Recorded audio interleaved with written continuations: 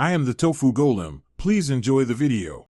You start by preparing materials and the winding jig. This is where precision matters.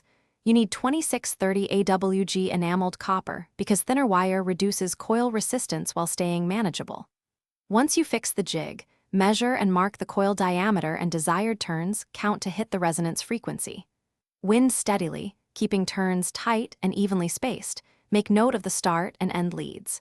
After winding, coat turns with lacquer or epoxy to lock geometry. This preserves inductance and prevents micro-movements. Next, shape and mount the coil and set up the matching network. This is critical for efficiency.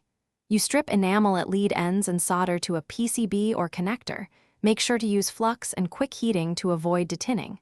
Place a ferrite backing to guide magnetic flux and reduce losses, then build the LC matching circuit.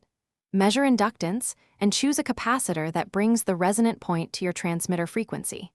If off, adjust turns slightly or use a variable capacitor until you hit resonance. Finally, test and optimize the coil to ensure reliable wireless charging. This completes the build. You connect an LCR meter and oscilloscope, verify resonance and Q factor, and test with a known load while monitoring temperature.